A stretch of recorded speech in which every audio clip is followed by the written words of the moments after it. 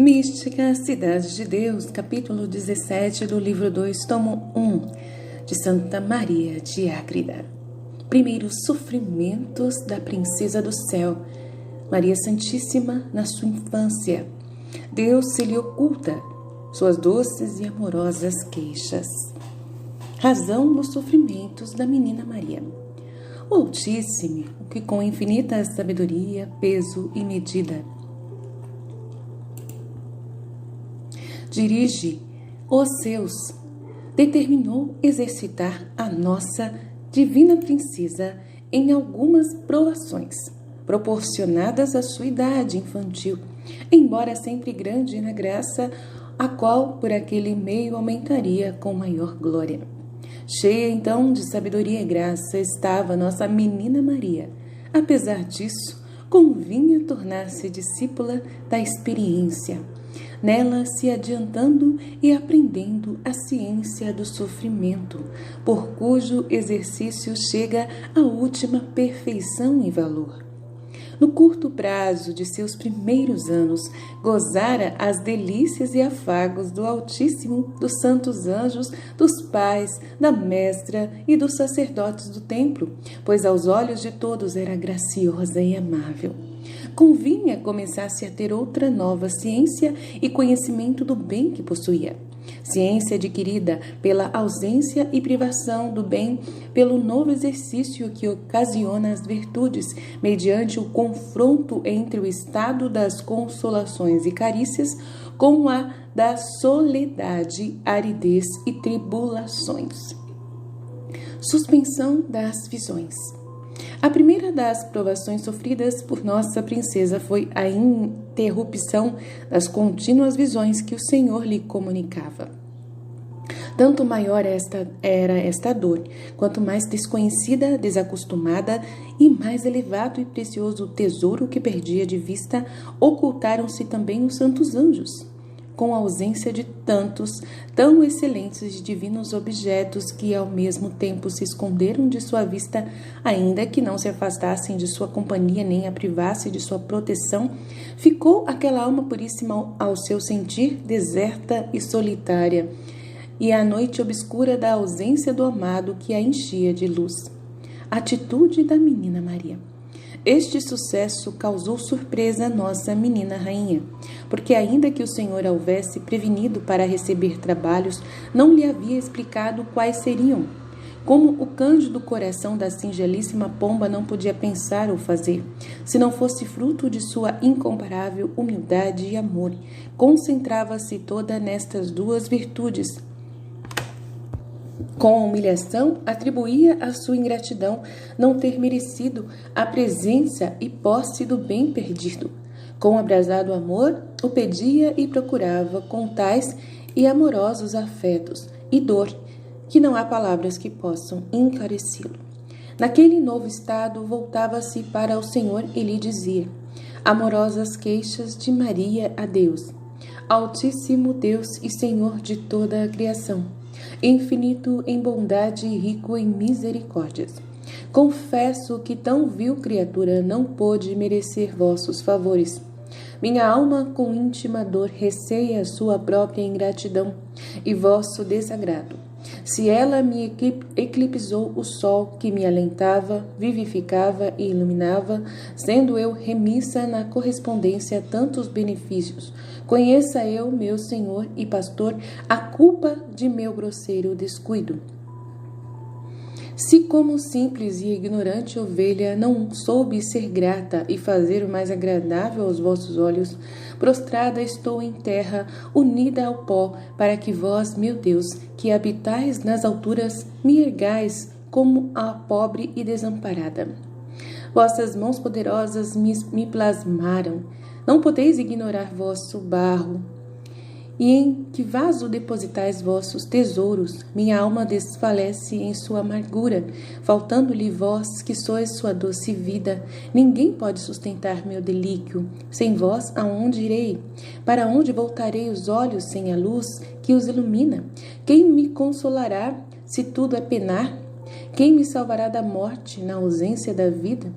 Queixas aos santos anjos. Dirigia-se também aos santos anjos, e continuando suas amorosas queixas, dizia-lhes: Príncipes celestiais, embaixadores do Supremo e Grande Rei das alturas, verdadeiros amigos de minha alma, por que também me deixaste? Por que me privais de vossa doce visão e me negais vossa presença? Não me admiro, porém, senhores meus, de vosso desagrado, se por desgraça minha mereci cair no de vosso Criador e meu, luzeiros dos céus, iluminai nesta minha ignorância o meu entendimento. Se tenho culpa, corrige-me e alcança-me o perdão do meu Senhor. Nobilíssimo cortesãos da feliz Jerusalém, apiedai-vos de minha aflição e desamparo. Dizei aonde meu amado foi, revelai-me onde se escondeu, ensinai-me onde poderei achá-lo sem andar vagando e discorrendo pelos rebanhos de todas as criaturas. Mas ai de mim, tampouco vós me respondeis, apesar de serdes tão corteses e claramente conhecerdes os sinais de meu esposo, que não vos expulsa da visão de sua face e formosura. Queixa as criaturas. Voltava-se em seguida às demais criaturas e com repetidas ânsias de amor falava com elas, dizendo-lhes: sem dúvida também vós que vos armais contra os ingratos, e por seres agradecidas deveis estar indignas com quem não soube ser. Mas se pela bondade de meu Senhor e vosso me tolerais entre vós, ainda que eu seja mais vil, não podeis satisfazer meus desejos. Muito belos e espaçosos sois, ó céus, formosos e refulgentes, os planetas e todas as estrelas, grandes e indômitos os elementos, ataviada terra de plantas perfumosas e ervas inumeráveis, admiráveis os peixes das águas, rápidas as vagas do mar, às vezes velozes, os minerais ocultos, fortes os animais e o conjunto de tudo, uma escala e doce melodia para chegar ao conhecimento do meu amado. Mas como sois longos rodeios para quem ama, mesmo que por todos caminhe com presteza, por fim paro e não encontro meu bem, pois os indícios certos de sua beleza dados pelas criaturas não sossega meu voo, não alivia minha dor, não diminui minha pena, pelo contrário, cresce minha tristeza, aumenta-se o desejo, inflama-se o coração e no amor insatisfeito desfalece a vida terrena. Ó doce morte sem minha vida, ó penosa vida sem minha alma e sem meu amado, que fazer? Para onde ir? Onde viverei? Onde morrerei? Se me faltou a vida, que força fora dela me sustenta? Ó vós, todas as criaturas, que com a vossa constante conservação e perfeição me dais tantas notícias do meu Senhor, atendei e vede se há dor semelhante à minha. Complacência da Santíssima Trindade nos afetos da menina Maria. Outras muitas vezes, que não podeis caber em pensamento criado, formava no coração e repetia com a palavra Nossa Divina Senhora. Somente sua prudência e amor puderam compreender o peso e sentimento produzidos pela ausência de Deus numa alma que o gozara e conhecera como a de Sua Alteza. Os próprios anjos, com santa e amorosa emulação, se admiravam de ver numa pura criatura tenra menina tanta diversidade de prudentíssimos atos de humildade, fé, amor, afetos e voos do coração. Quem poderá explicar o agrado e complacência do Senhor pelas aspirações da alma de sua eleita?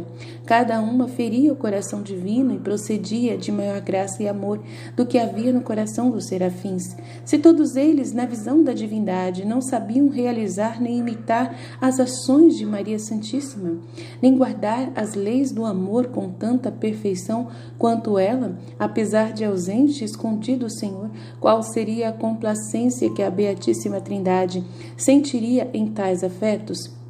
Para nossa baixeza, isto consiste oculto mistério. Não obstante, devemos reverenciá-lo com admiração e admirá-lo com reverência. Continuam suas amorosas queixas. Nossa candidíssima pomba não encontrava onde seu coração sossegar, nem onde repousar o pé. De seus afetos, que em contínuos voos e gemidos discorriam por todas as criaturas, dirigia-se muitas vezes ao Senhor com lágrimas e suspiros amorosos. Voltava a suplicar aos anjos de sua guarda e despertava todas as criaturas como se fossem capazes de razão. Elevava-se àquela santíssima habitação Altíssima habitação com seu iluminado entendimento e ardentíssimo afeto, onde o sumo bem costumava deixar-se encontrar e fruir de suas inefáveis delícias. Agora, porém, o Supremo Senhor e amável esposo deixava-se possuir, mas não gozar, pela sua querida. Abraçava cada vez mais aquele puríssimo coração, aumentando os seus méritos e conquistando-o de novo por diferentes e ocultos dons, para que, mais possuído, mais o amasse, e mais amado e possuído, o buscasse com novas indústrias e ânsias de inflamação de amor. Busquei-o, dizia a divina princesa, e não o achei. Levantarei novamente, percorrendo as ruas e praças da cidade de Deus, renovarei meus cuidados. Ai de mim, minhas mãos destilaram mirra. Não bastam minhas diligências, meus atos só têm poder para mais aumentar minha dor. Procurei aquele que meu coração ama, procurei-o e não o encontrei. Meu amado partiu, chamei-o e não me respondeu. Voltei os olhos para procurá-lo, porém os guardas e sentinelas da cidade, todas as criaturas foram-me importunas e me desgostaram com sua presença. Filhas de Jerusalém, almas santas e justas, rogo-vos e suplico, se encontrardes meu querido, lhe digais que desfaleço e morro de amor. Intensidade das provações espirituais de Maria. Nestas doces e amorosas mágoas passou nossa rainha alguns dias, desprendendo aquele humilde nardo, fragrantíssimo perfume de sua suavidade, a recear o desagrado do Senhor, que repousava no fundo de seu fidelíssimo coração. Para a maior glória dele e superabundantes méritos de sua esposa, prolongou a divina providência esse prazo por algum tempo. Ainda que não fosse muito longo, apesar disso, durante esse tempo padeceu a Divina Senhora mais tormentos espirituais e provações do que todos os santos reunidos, chegando a suspeitar e temer se perdera a Deus e caíra em sua desgraça por sua própria culpa. Ninguém, senão Deus, pôde compreender qual seria a dor daquele ardente coração, que tanto soube amar. Só o de Deus foi capaz de medi-la e só o de Maria a pôde sentir, com receios e temores de tê-lo perdido. Doutrina de minha Senhora e Rainha. A estimação do bem corresponde à dor de sua perda. Minha filha, todos os bens são estimados de acordo com o apreço que deles fazem as criaturas. Estimam-nos na medida em que conhecem serem bens. Como, porém, um só é o único e verdadeiro bem, e os demais falsos e aparentes, somente este sumo bem deve ser apreciado e conhecido. Chegarás a lhe dar estima e amor, quando o conheceres, experimentares e o preferires acima de tudo o que é criado. Por este apreço e amor mede-se a dor de o perder. Por aqui entenderás um pouco o meu sentimento quando se me ausentava o bem eterno, deixando-me no temor e na dúvida de o ter perdido por minhas próprias culpas. Não há dúvida que muitas vezes a dor destes receios e a força do amor me teriam privado da vida se o mesmo Senhor não a conservasse. A aparente e a verdadeira perda de Deus. Pondera agora qual deve ser a dor de perder a Deus verdadeiramente por pecados. Se numa alma que não tem os maus efeitos da culpa podem causar tanta dor, a aparente ausência do verdadeiro bem, essa sabedoria não penetra na mente dos homens carnais. Antes, com estutíssima cegueira, apreciam o aparente e fingido bem, atormentando-se e desconsolando-se lhes quando falta. Do sumo e verdadeiro bem, no entanto, não fazem conceito nem estima alguma, porque nunca o conheceram nem experimentaram. Essa tremenda ignorância, contraída pelo primeiro pecado, foi suprimida pelo meu Filho Santíssimo. Mereceu para os homens a fé e a caridade, para poderem, de certo modo, conhecer e saborear o bem que nunca haviam experimentado. Por isto, é doloroso que se perca e despreze a caridade, e por qualquer deleite, deixe-se a fé morta, ociosa e sem proveito. Assim vivem os filhos das trevas como se a eternidade não passasse de uma falsa e duvidosa narração. Vigiar para não perder a amizade com Deus. Teme este perigo nunca suficientemente ponderado. Desvela-te e vive sempre atenta e prevenida contra os inimigos que jamais dormem. Medita dia e noite como trabalharás para não perder o sumo bem que amas. Não te convém dormir nem cochilar entre inimigos invisíveis, e se alguma vez teu amado se esconder, espera com paciência. Procura-o com solicitude sem descansar, pois não conhece seus ocultos juízos. Para o tempo da ausência e tentação, conserva preparado o azeite da caridade pura intenção, pois se te vier a faltar, serás reprovada com as virgens estultas. Capítulo 18. Prosseguem as provações de Nossa Rainha, permitidas pelo Senhor através das criaturas e da antiga serpente. Novos sofrimentos de Maria Santíssima. Continuava o Altíssimo ocultando-se a princesa do céu. A esta provação, que era maior, acrescentou outras, para lhe aumentar o mérito, graça, recompensa e mais inflamá-la no castíssimo amor. Lúcifer, o grande dragão e antiga serpente, observava atento as heróicas virtudes de Maria Santíssima, ainda que não pudesse ser testemunha de vistas das interiores. Por lhe serem ocultas, estava à espreita das exteriores. Estas eram tão altas e perfeitas quanto bastava para atormentar a soberba e indignação deste invejoso inimigo. Pois a pureza e santidade da menina Maria eram-lhe o maior de todos os insultos. Conciliábulo no inferno. Impelido por este furor, reuniu no inferno um conciliábulo para consultar sobre este negócio aos mais graduados príncipes das trevas. Reunidos expôs este arrazoado: estou a recear e temer que o grande triunfo que gozamos no mundo, com a posse de tantas almas submetidas à nossa vontade, venha a ser destruído e humilhado por meio de uma mulher. Não podemos esquecer este perigo, pois o conhecemos desde nossa criação, tendo-nos sido avisado, ainda por modo de cominação, que a mulher nos esmagaria a cabeça, portanto, convém estar alerta sem nos descuidar. Já tiveste notícia de uma menina nascida de Ana, que vai crescendo em idade, distinguindo-se nas virtudes. Tenho observado suas ações, movimentos e obras. Ao chegar o tempo comum do uso da razão, em que os homens começam a sentir as paixões da natureza, não descobri nela os efeitos de nossa semente e malícia, como costumam se manifestar nos demais filhos de Adão. Vejo-a sempre ordenada e perfeitíssima, sem poder incliná-la às infantilidades pecaminosas humanas ou naturais das outras crianças. Por estes indícios, receio que seja escolhida para a mãe daquele que há de se fazer homem. Suspeitas de Lúcifer. Apesar de tudo, não consigo me persuadir disto. Nasceu como os outros, sujeita às leis comuns da natureza. Foi levada por seus pais ao templo como as demais mulheres. Ali fizeram orações e oferenda para que eles e a ela se perdoasse a culpa. Não obstante, ainda que ela não seja destinada contra nós, os grandes princípios de sua infância prometem para o futuro extraordinária virtude e santidade. Eu não posso tolerar seu modo de proceder com tanta prudência e discrição. Sua sabedoria me abrasa, sua modéstia me irrita, sua paciência me revolta, sua humildade me aniquila e esmaga. Toda ela me provoca insuportável raiva. Detesto-a mais do que a todos os filhos de Adão. Tem não sei que a força especial, pois muitas vezes quero dela me aproximar e não posso. Se lhe envio sugestões, não as aceita. Todas minhas diligências até agora se desvaneceram sem obter resultado.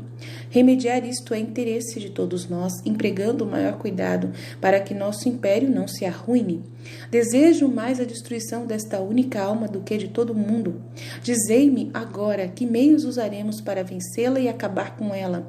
A quem o fizer, ofereço os prêmios de minha liberalidade. Conselho de um demônio. Ventilou-se o caso naquela confusa sinagoga, somente para nosso dano concorde e outros pareceres, declarou um daqueles medonhos conselheiros: Príncipe e Senhor nosso, não te atormentes com tão pequeno cuidado, que uma fraca mulherzinha não será tão invencível e poderosa como somos nós, todos que te seguimos. Tu enganaste Eva, derribando-a do feliz estado que tinha, e por ela venceste sua cabeça. Adão.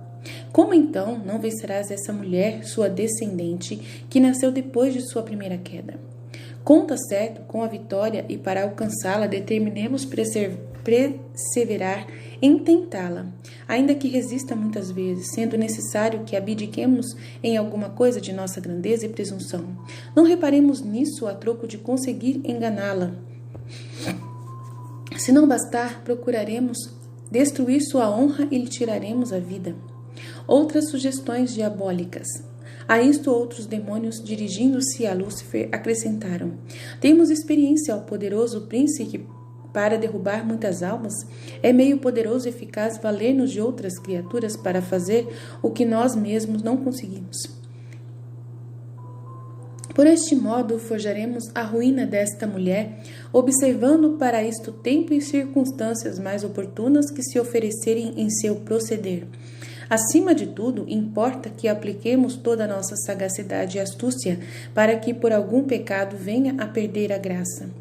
Em lhe faltando este apoio e proteção dos justos, persegui-la-emos e dominá-la-emos como a desamparada, sem haver quem a possa livrar de nossas mãos, e trabalharemos até reduzi-la ao desespero da salvação. Lúcifer encarrega-se pessoalmente de tentar a Cristo e Maria. Agradeceu Lúcifer estas sugestões e encorajamentos dados pelos seus sequazes e colaboradores de maldade. Por sua vez, ordenou aos mais astutos na malícia o acompanhassem, constituindo-se novamente por chefe de tão árdua empresa, não querendo fiá-la de outras mãos, embora auxiliado por outros demônios. O próprio Lúcifer, pessoalmente, era sempre o primeiro a tentar Maria, como a seu Filho Santíssimo no deserto e em todo o decurso de suas vidas, como veremos adiante. Começam os demônios a tentar a menina Maria. Por este tempo, continuava nossa divina princesa na saudosa tristeza pela ausência de seu amado, quando aquela infernal quadrilha investiu de tropel para tentá-la. A força divina, porém, que lhe fazia sombra, impediu os esforços de Lúcifer para se aproximar muito dela e executar tudo quanto projetava. Com permissão do Altíssimo, no entanto, lançou em suas faculdades grosseiras sugestões e diversos pensamentos de suma iniquidade e malícia, pois não evitou o Altíssimo que a Mãe da Graça fosse também tentada em tudo, mas sem pecar, como depois seria seu Filho Santíssimo. Atitude da menina Maria nas tentações. Neste novo combate, não se pode facilmente conceber quanto padeceu o puríssimo e ilibado coração de Maria, vendo-se cercada de sugestões tão estranhas e distantes de sua inefável pureza e da elevação de seus divinos pensamentos. Percebendo a antiga serpente que a grande senhora se encontrava aflita e entristecida, pretendeu com isto cobrar maior ânimo, cego pela sua mesma soberba, pois desconhecia o segredo do véu, animava os seus infernais ministros, dizendo-lhes: persigamo-la agora, pois parece que já conseguimos nossos intentos, e começa a sentir tristeza, o caminho da desconfiança. Nesta ilusão, enviaram-lhe novos pensamentos de desânimo e desconfiança, e com terríveis imaginações em vão a combateram, porque a pedra da generosa virtude, quando ferida, com mais força solta faíscas e fogo de amor divino. Manteve-se nossa invencível rainha, tão superior e insensível ao bombardeio do inferno, que em seu interior nem se alterou, nem deu atenção a tantas sugestões, senão para melhor se reconcentrar em suas incomparáveis virtudes e mais elevar a chama do divino incêndio de amor que em seu peito ardia. O demônio pretende tirar a vida de Maria Santíssima. Ignorando o dragão a oculta sabedoria e prudência de nossa soberana princesa, ainda que reconhecesse sua força imperturbável, persistia em sua antiga soberba, acometendo a cidade de Deus por diversos meios e ataques. Não obstante o astuto inimigo variar técnicas, suas armas não passavam de insignificante formiga contra um muro de diamante. Era nossa princesa a mulher forte, em que pôde confiar o coração de seu esposo sem receios de ver frustrados seus desejos. Seu ornamento era a fortaleza, que a enchia de encanto sua veste de gala, pureza e caridade. Não podia suportar a imunda e altiva serpente este objeto, cuja vista o ofuscava e exasperava com nova confusão.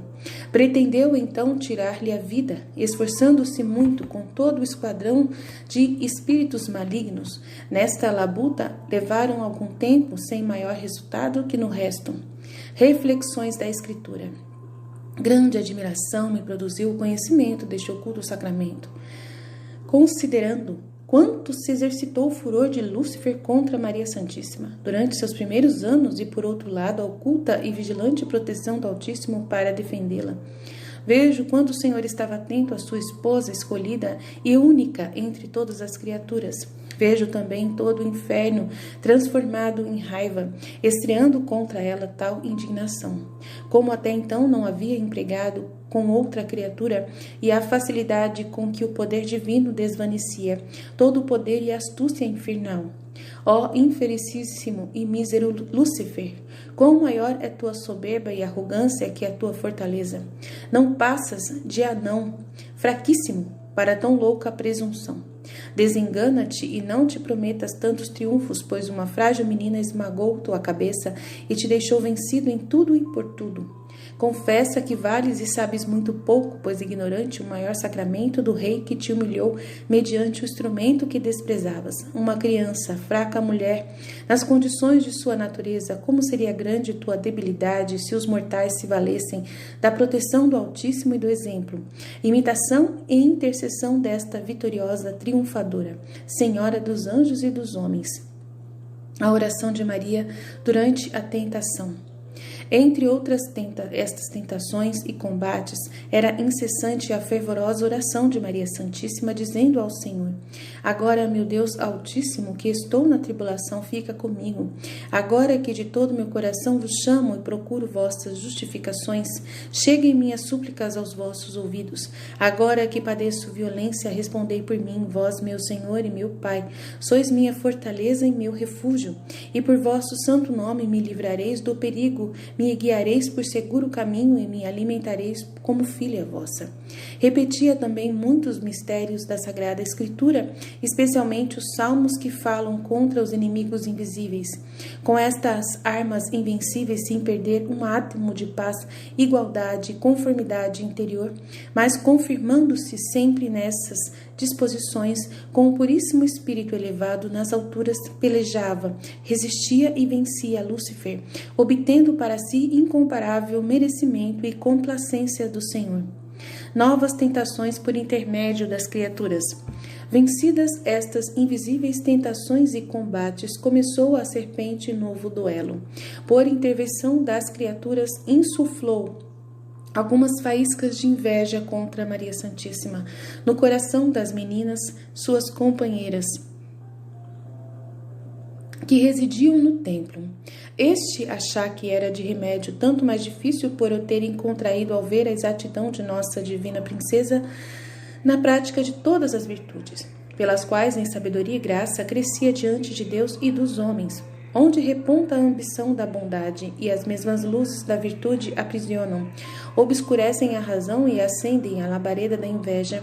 Administrava o dragão às incautas meninas muitas sugestões interiores, persuadia-as que a presença daquele sol Maria Santíssima deixava-as na sombra, menos estimadas, e suas negligências chamavam mais a atenção da mestra e dos sacerdotes, pois só Maria era a preferida na estimação de todos.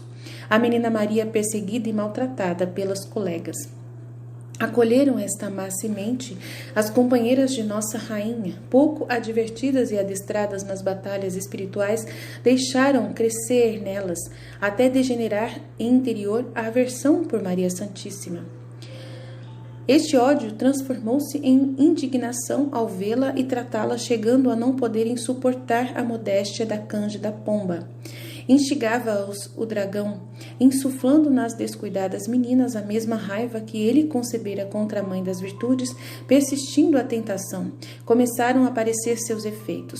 As meninas revelaram entre si, ignorando o espírito que as movia. Combinaram molestar e perseguir a ignorada princesa do mundo, até despedi-la do templo.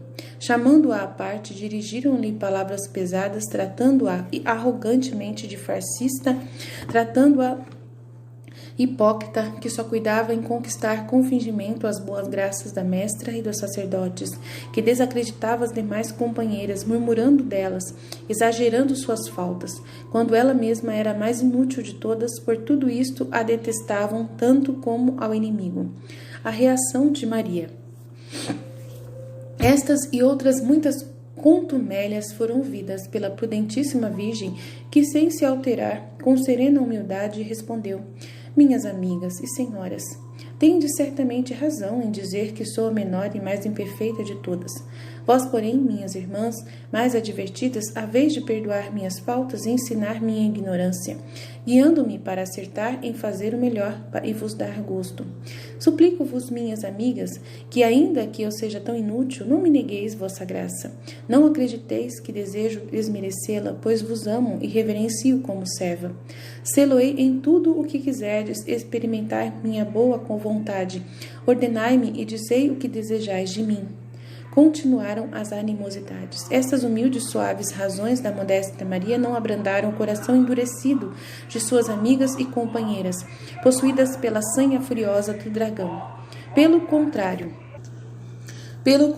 aumentando sua raiva, ele as instigava e irritava mais, para que aquela doce medicação viesse a entumecer mais a picada da serpente e o veneno que derramara contra a mulher do grande sinal do céu.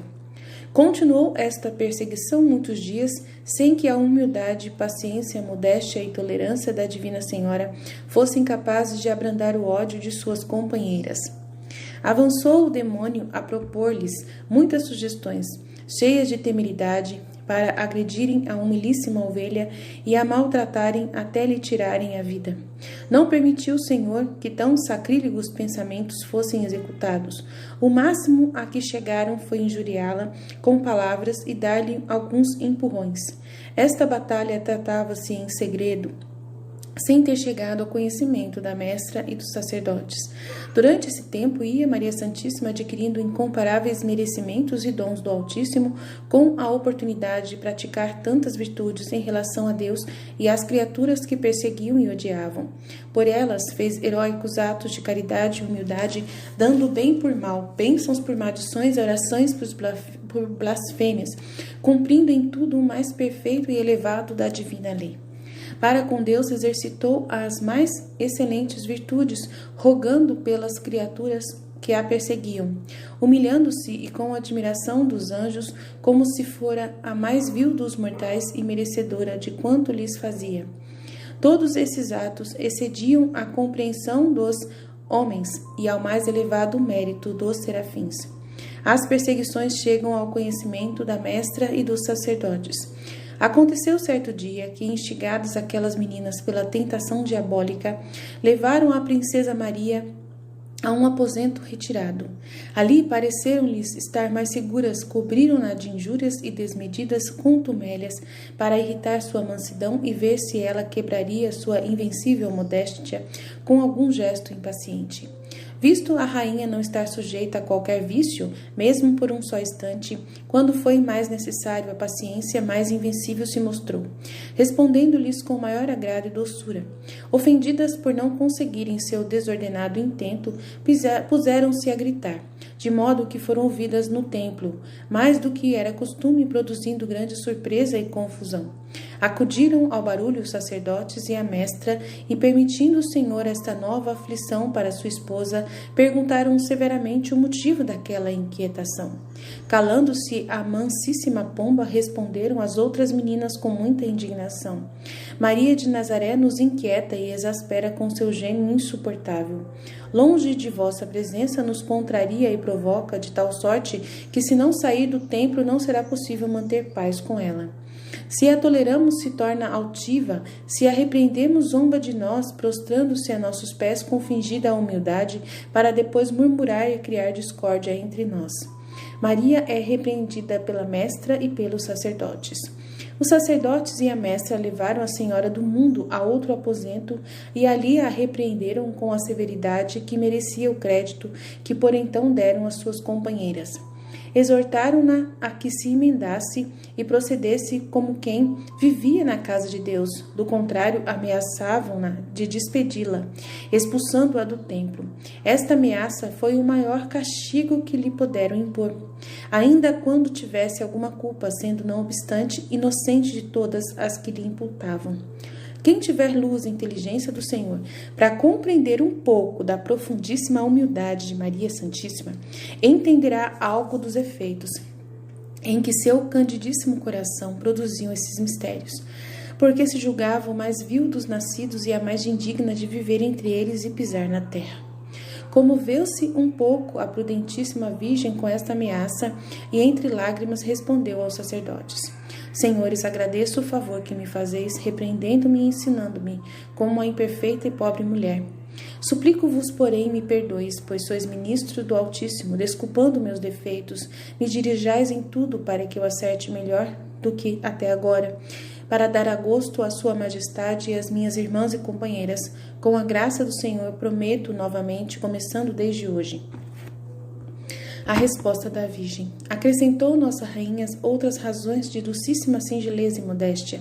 Com isto a deixaram a mestra e os sacerdotes, advertindo-a novamente na doutrina da qual ela era mestra sapientíssima. Dirigiu-se logo às meninas e suas companheiras e, prostrando-se aos seus pés, pediu perdão, como se os defeitos que lhe imputavam pudessem existir em quem era mãe da inocência. Receberam-na melhor, enquanto, julgando suas lágrimas efeito dos castigos dos sacerdotes e mestra, que elas haviam inclinado às suas más intenções. O dragão que ocultamente ia urdindo essa teia, alçou a maior altivez e presunção ao incauto coração daquelas meninas. E como tinham aberto caminho pelos sacerdotes, prosseguiram com maior audácia em desacreditar a Puríssima Virgem e preveni-los contra ela. Para isto, instigadas pelo demônio, forjaram novas invenções e mentiras. Nunca, entretanto, permitiu o Altíssimo que da escolhida para a Mãe Santíssima de seu unigênito fosse dita ou presumida coisa muito grave ou menos decente. Permitiu somente que a falsa indignação das meninas do templo chegasse a exagerar muito algumas pequenas e imaginárias faltas que lhe imputavam. O máximo que fizeram foi demonstrar sua exasperação com muitas artimanhas pueris. Isto mais a repreensão da mestra e dos sacerdotes foi para nossa humilíssima Senhora ocasião de praticar virtudes, aumentar os dons do Altíssimo e adquirir méritos em plenitude, conforme as divinas intenções. Oração de Maria Santíssima. Em tudo agiu Nossa Rainha, agradando plenamente o Senhor que se recreava com o suavíssimo perfume daquele humilde nardo, maltratado e desprezado pelas criaturas que o desconheciam. Insistia nos queixumes e gemidos pela prolongada ausência de seu amado. Numa dessas ocasiões lhe disse: Meu sumo bem, Senhor, se vós que sois meu dono e criador me desamparaste, não é muito que o resto das criaturas me aborreçam e se voltem contra mim. Tudo merece minha ingratidão pelos vossos benefícios. Não obstante, sempre vos reconheço e confesso por meus refúgio e meu tesouro. Só vós sois meu bem, meu amado, e descanso. Mas, se estáis ausente, como sossegará meu aflito coração? As criaturas agem comigo como devem, ainda não chegam a tratar-me como mereço. Porque vós, Senhor e Pai meu, sois parco em castigar e liberalíssimo em premiar. Descontai, Senhor, minhas negligências com a dor de vos ter desocultado ao meu interior. Pagai largamente o bem que vossas criaturas me granjeiam, obrigando-me a reconhecer vossa bondade e minha vileza. Levantai, Senhor, a indigente do pó da terra, transformai o que é pobre e vilíssimo entre as criaturas, e veja eu vosso divino rosto e serei salva. Consideração da autora. Não é possível, sem necessário, relatar tudo o que sucedeu à nossa grande princesa, nesta prova de sua virtude. Por ora, sirva-nos ela de vivo exemplo para levarmos com magnanimidade quaisquer trabalhos, penas e duros golpes, necessários para satisfazer por nossos pecados e dobrar nossa cerviz ao jugo da mortificação. Não cometeu culpa, nem se achou dolo em nossa inocentíssima pomba, que pareceu com humilde silêncio e paciência ser injustamente aborrecida e perseguida. Em sua presença, sintamo-nos confusos por reputar uma leve injúria por ofensa imperdoável, que exige vingança, sendo todas muito leves para quem tem a Deus por inimigo. Poderoso era o Altíssimo para afastar de sua eleita e mãe qualquer perseguição e contrariedade, mas se nisso houvesse usado seu poder, não o teria manifestado em sustentá-la na perseguição, nem lhe teria dado o penhor tão seguro de seu amor, nem ela teria adquirido os preciosos frutos do amor aos inimigos e perseguidores. De todos esses bens, nos fazemos indignos, quando nos agravos nos alteramos contra as criaturas. Quando com a soberba de coração resistimos a Deus, que em tudo as governa, não nos querendo sujeitar a nosso Criador e Justificador, que sabe o que precisamos para a nossa salvação. Doutrina da Rainha do Céu, Maria Santíssima. A vingança e o perdão das ofensas. Já que estás ponderando o exemplo destes sucessos, minha filha, quero que ele te sirva de doutrina e ensinamento. Guarda-os com apreço no coração e alarga-o para receber com alegria as perseguições e calúnias das criaturas, se mereceres participar desta graça. Os filhos da perdição, que servindo à vaidade ignoram o tesouro do parecer, injúrias e perdoá-las, consideram a vingança ponto de honra. Enganam-se, pois ainda em termos da lei natural é o mais vil e feio de todos os vícios, porque se opõe à razão e nasce de coração desumano, irracional e feroz. Pelo contrário, o que perdoa e esquece as injúrias, ainda que não possua fé divina nem a luz do Evangelho, torna-se, por esta magnanimidade, superior e rei da própria natureza. Dela possui o que há de mais nobre e excelente, e não se abaixa à vilíssima sujeição de se assemelhar pela vingança a uma fera irracional. A vingança opõe-se à natureza e à graça. Se o vício da vingança é tão contrário à natureza, considera, caríssima, qual será a sua oposição à graça. Quão odioso e detestável é o vingativo aos olhos de meu Filho Santíssimo, que se fez homem, morreu e padeceu somente para perdoar e para que o gênero humano obtivesse perdão das injúrias que fizera ao Senhor. A vingança nega estas suas intenções e obras, contradiz a sua natureza e bondade infinitas. Quanto está em seu poder, o vingativo destrói a Deus e suas obras, merecendo ser por ele destruído. A diferença entre o que perdoa as injúrias e o vingativo é a mesma que entre o filho único herdeiro e o inimigo mortal. Este provoca toda a força da indignação de Deus, e a outro merece e adquire todos os bens, pois com a virtude do perdão torna-se imagem perfeitíssima do Pai Celestial. Quanto o perdoar agrada a Deus e beneficia a alma. Quero, alma, que entendas, sofrer injúrias com serenidade de coração e perdoá-las totalmente por amor do Senhor, será mais grato aos seus olhos do que por sua vontade fizeres rígidas penitências e derramasses seu próprio sangue. Humilha-te aos que te perseguem, ama e roga por eles de todo o coração. Com isto conquistarás para teu amor o coração de Deus. Subirás à perfeição da santidade e vencerás todo o inferno. Com esta humilde mansidão, eu confundia aquele dragão que a todos persegue. Seu furor não podia tolerar estas virtudes, e mais rápido que o raio fugia de minha presença. Assim obtive grandes vitórias para minha alma e gloriosos triunfos para a exaltação da divindade. Quando alguma criatura se alterava contra mim, não concebia indignação contra ela, porque a reconhecia por instrumento do Altíssimo, para meu próprio bem, governada por sua providência. Este conhecimento, mais a consideração de ser ela criatura de meu Senhor, capaz de sua graça, inclinava-me a amá-la sincera e profundamente. Não sossegava até remunerar-lhe este benefício, alcançando-lhe quanto me era possível a salvação eterna. Exortação à prática do perdão. Procura, pois, e esforça-te por imitar o que compreendeste e escreveste. Mostra-te mansíssima, pacífica e amável aos que te forem molestos. Estima-os sinceramente de coração e não atraias a vingança do Senhor, tomando-a de seus instrumentos, nem desprezes a inestimável pérola das injúrias.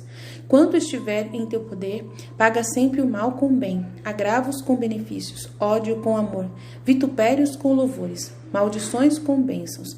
Deste modo serás filha perfeita de teu Pai, esposa amada de teu Senhor e minha queridíssima amiga.